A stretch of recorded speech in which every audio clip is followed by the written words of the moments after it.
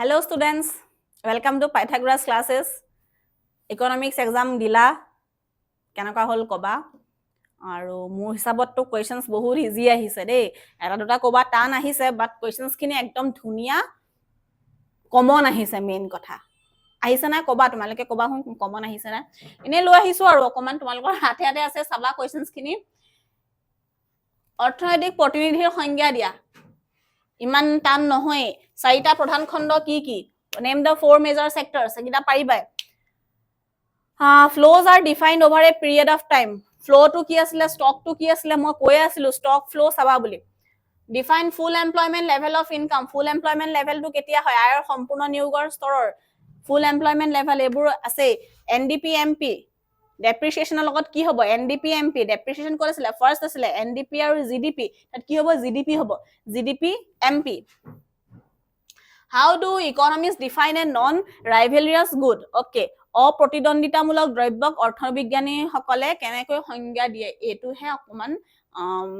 বেলেগকে আহিছে At what point is balance of trade said to be balanced? বাণিজ্যৰ সমতা সমতুল্য কেতিয়া হয় যেতিয়া এখন দেশৰ আয় সমান এখন দেশৰ ব্যয় হয় কি আছিল ইজি এগিটা Next to পাঁচটাৰ উত্তৰ দিয়া দেখিছা না পাঁচটা দিছে ওপৰটো কেটা দিছে চাৰিটা দিছে 1 2 3 4 5 6 7টা দিছে চাৰিটা কৰিব লাগে কিমান ইজি কে পেপাৰ দিছে মইতো কৈছিলৱে ন তলৰ প্ৰশ্নবোৰ পাঁচটা উত্তৰ দিয়া পাঁচটা দিব লাগে মধ্যৱৰ্তী দ্ৰব্য চূড়ান্ত দ্ৰব্য ইজি intermediate good and final good concept of net investment টু কি গ্ৰছ ইনভেষ্টমেন্ট মাইনাস নিকা বিনিয়োগটো কি আছিল মই কৈছিল না চাবা দেই মই কৈছো না ইনভেষ্টমেন্টটো আমি কি পাই আছো নেটটো আমি কি পাই আছো নিগুড পাই আছো কিন্তু ইয়াত কি দিলে নিকা দিলে হয়নে মই কৈছিলো না অসমীয়াত অকমান খেলিমেলি হ'ব পাৰে বুলি তো নেট যদি চাই দিয়া তেতিয়া ইমান টানে নহব কাৰণ নিকা বিনিয়োগ কিনো আমি আহিব পাৰে বাট যেতিয়া ইংলিশৰ টাৰ্মটো চাই দিও নেট ইনভেষ্টমেন্ট নিগুড ইনভেষ্টমেন্ট মানে নিগুড বিনিয়োগ বুজি পাইছা নে সেই কাৰণে কৈছিলো মানে ইজি GNP আৰু NNP ৰ মাজৰ পাৰ্থক্য GNP NNP ৰ মাজৰ পাৰ্থক্য পাৰিবাই G আছে ইয়াত N আছে G মানে কি গ্ৰছ মানে ডাঙৰ N মানে কি নেট মানে সৰু নিগুড পাৰিবা এবোৰ ইজি সামগ্ৰিক চাহিদাৰ উপাংশসমূহ কি মই কৈছিলো কালি এগ্ৰিগেট ডিমান্ডৰ কম্পোনেন্টস খিনি চাই লবা চাৰিটা আছিল মুদ্ৰা চাহিদাৰ যিটো দুটা অভিপ্ৰায় ডিমান্ড কি আছিল মোটিভস অফ হোল্ডিং মানি মানুহে পইচা কেলে হাতত ৰাখে প্ৰথমটো হৈছে কি আছিল লেনদেনৰ কাৰণে ডে টু ডে ট্ৰানজেকচনৰ কাৰণে নেক্সটটো কি আছিল আমাৰ প্ৰিকশনাৰী মোটিভ অৰ ট্ৰানজেকচন মোটিভ প্ৰিকশনাৰী মোটিভ আৰু এটা আছিল তিনটা আছিল তো তিনটা এগিটা দুটাহে দিছে ৰাজকোষীয় ঘাটি কি পৰিস্থিতিৰ সৃষ্টি হয় উদাহৰণৰ সহায়ত ব্যাখ্যা কৰা উদাহৰণ মানে এটো কিমান মাৰ্ক 2 মাৰ্কহে সৰুকে লিখিব লাগে গুটেখিনি ডাইৰেক্ট কোৱেশ্চন আহিছে এমপিসি মই কৈছিলো না এমপিসি আহিব বুলি এমপিসি ম্যাথছ এটা আহিব এইটো এমপিসি ম্যাথছ ইয়াৰ যিকোনো দুটা কৰিব লাগে আহিছে কেটা চাৰিটা আহিছে ইটস আ 50-50 চান্স বাণিজ্যিক বেংকসমূহে মুদ্ৰা সৃষ্টি কৰে একদম মই কৈছিলো কালি মই বাৰে বাৰে কৈ আছো ঋণ সৃষ্টি প্ৰক্ৰিয়াটো চাবা বুলি জাতীয় গণনা কৰা তিনটা পদ্ধতি মই কালি কৈ আছো তিনটা পদ্ধতি চাবা 6 মাৰ্কছৰ কোৱেশ্চনছ খিনি কমন আহিছে এইটা এমপিসি আৰু এমপিএছৰ মই কালি কৈ আছো এমপিসি এমপিএছ চাবা একদম কৈ আছিলো আহিছে এফআৰবিএম আইন এফআৰবিএম একটো নাই পৰা একো নাই চাৰিটাৰ ভিতৰত যদি তিনটা পৰা আহিছে আৰু কৰিব দিছে কেটা দুটা পাৰ্থক্য লিখা কিহৰ মাজত পাৰ্থক্য লিখিব দিছে জিডিপি জিএনপি পাৰ্থক্য আহি আছে নেক্সট নামমাত্ৰ প্ৰকৃত কালি মই কৈছোৱে কালি নহয় পৰহি মেবি নমিনেল আৰু ৰিয়েলটো চাবা বুলি কৈ আছো বিমুদ্ৰাকৰণৰ পদক্ষেপ লোৱা হৈছিল ওকে এটো মই কৈছিলো খালি ডেফিনেশন চাবা কিন্তু বিমুদ্ৰাকৰণ আহি গৈছে কিন্তু এটো ইমান টান নহয় বিমুদ্ৰাকৰণ ডিমনিটাইজেশন নো কিয় হৈছিল কলাধন বাঢ়িছিল কেটা কে নম্বৰ আছে ইয়াত 6 মাৰ্কছৰ কাৰণে আহিছে হয় নাই 6 মাৰ্কছৰ কাৰণে আহিছে তিনটা পইণ্ট যদি অকমান ভালকে লিখি দিয়া হলে হৈ যায় বা 6টা পইণ্টটো লিখিব নোৱাৰি এটোত বাৰু দেই নাহেগে ইমানকে তো লিখি দিয়া হলে হয় তিনটা পইণ্ট সঞ্চয় হাতৰ কালি মই কৈ দিছিলো সঞ্চয় হাতৰ সাংখ্যিক উদাহৰণটোহে মই নিদিলো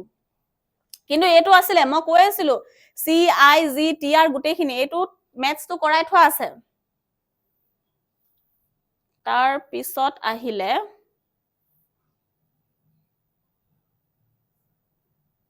এটা উত্তৰ দিয়া from the following data calculate এইটো দিয়া আছে কনজাম্পশন এক্সপেন্ডিচাৰ ইনভেষ্টমেন্ট এক্সপেন্ডিচাৰ মানে এটো কিহৰ এক্সপেন্ডিচাৰ মেথডত কৰিব লাগে গুটেই অংকটো এক্সপেন্ডিচাৰ মেথডত কৰিব লাগে এক্সপেন্ডিচাৰ মেথডৰ পৰা কি ওলাই জিডিপি এমপি ওলাই ধুনিয়াকে এইটো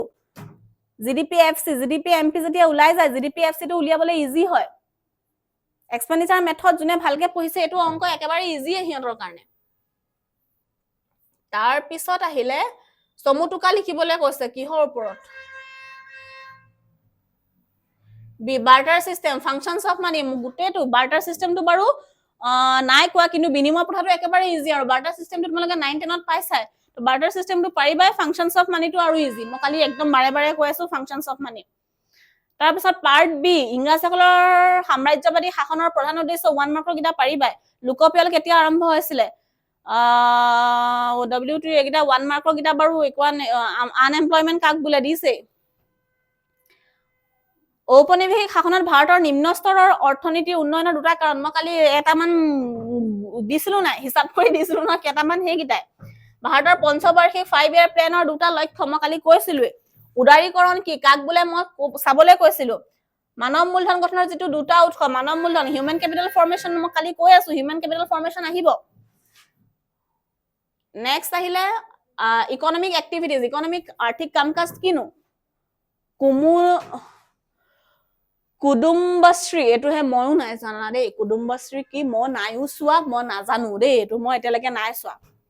তোমালোকে জানা যদি কবা হু মই নাই চোৱা বাৰু দেই বস্তুটো কি হয় ইকোনমিক এক্টিভিটিজ অৰ্থনৈতিক কামকাজ যিয়ে কি হয় য'ত টকাৰ লেনদেন কৰা হয় য'ত মানি ট্ৰানজেকশনস কৰা হয় য'ত আয় আৰু ব্যয়ৰ হিচাপ থাকে সেইখিনিয়ে হৈছে অৰ্থনৈতিক কামকাজ য'ত মানি ইনক্লুড হৈ থাকে হেতুৱে অৰ্থনৈতিক কামকাজ এটো ধুনিয়াকে আমি বনাই লিখিব পাৰো আপিকো আন্দোলন হেতু মই নাজানো explain the state of Indian agriculture sector during pre-British period একেবাৰে ইজি সেউজ বিপ্লৱ কি মই বাৰে বাৰে কৈ আছো ৰাইট ইটস মেইন ফাংশনস মই বাৰে বাৰে কৈ আছো প্ৰাইভেটাইজেশন এণ্ড ডিসইনভেষ্টমেন্ট এটো বাৰু অকমান খেলিমেলিকে দিছে দেই এটো অকমান ভাবিব লাগে মানে ডাইৰেক্ট তুমি এটো ডাইৰেক্ট পাৰ্থক্য নোপোৱা মানে এটো একদম টপ লৰা ছোৱালী একদম যিয়ে সুকা কিতাপখন ফান কৰি দিছে পঢ়ি তেওঁলোকে একদম ক্যাচ কৰি ল'ব What are the functions of environment? পৰিবেশৰ কাৰ্যাৱলী কি পৰিবেশে কি কৰে এটো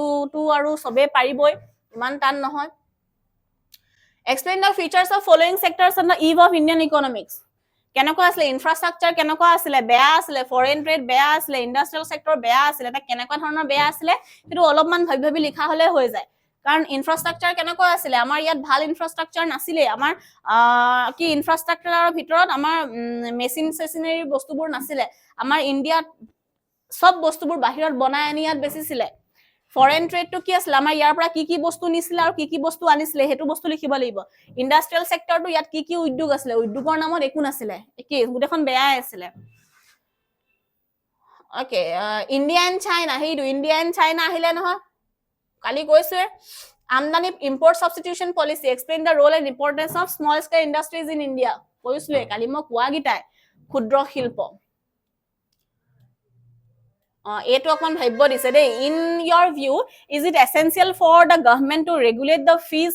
structure in education and healthcare institutions discuss in the light of human capital formation LPG reforms poverty inequality inclusive growth okay ইয়াত কৈ দিছে মানে আমি গভৰ্নমেন্টে মাসুলটো মানে ফিজবোৰ নিয়ন্ত্ৰণ কৰাটো কিমান ভাল কৰিছে নে বেয়া কৰিছে এটো লিখিব লাগে কিহত লিখিব লাগে মানৱ সম্পদ গঠন তো ফিজটো দিয়াৰ কাৰণে মানৱ সম্পদ গঠন ভাল হৈছে নে বেয়া হৈছে নে লিখিব লাগে এলপিজি সংস্কাৰটো ফিজটোৰ কাৰণে কেনেকৈ ইম্প্যাক্ট কৰিছে এবোৰ লিখিব লাগে দৰিদ্ৰতাটো কি হৈছে অসমতা সহবিকাশৰ পোহৰ সহবিকাশ মানে গাৰ্লছ বয়জ সমান ইকুৱেলি গ্ৰো কৰিছে না হেতু লিখিব লাগে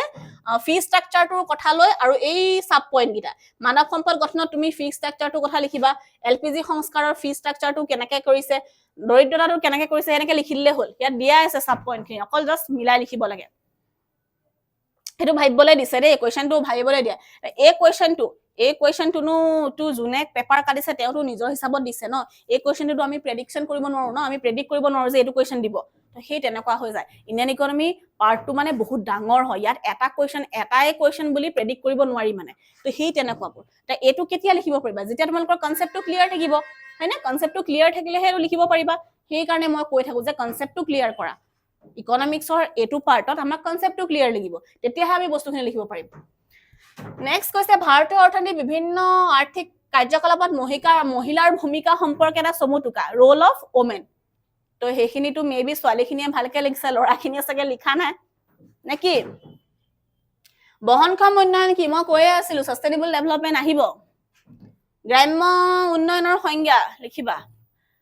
আচ্ছা তামিলনাডুৰ মহিলা এটোহে টান আহিলে দেই এটো নাজানো ইয়াত কেটা কৰিব দিছে এটাহে তেতিয়াহলে সাস্টেইনেবল ডেভেলপমেন্ট সবেই কৈছে চাগে দেই গোটেইখিনি সাস্টেইনেবল ডেভেলপমেন্টে কৈছে হেয়া এখন পেপাৰত যদি তোমালোকে মই দিয়া নোটছ খিনি পঢ়িছা তেতিয়াহলে লেটাৰ মাৰ্কস আহিব লাগে সবৰে যিখিনিয়ে পঢ়িছা ধুনীয়াকে লেটাৰ মাৰ্কস আহিব লাগে দেই মই কৈছো তোমালোকে কিমান পেপাৰত লিখিছা হেতু তোমালোকৰ ওপৰত কথা কিন্তু পেপাৰখন বহুত ধুনীয়া আহিছে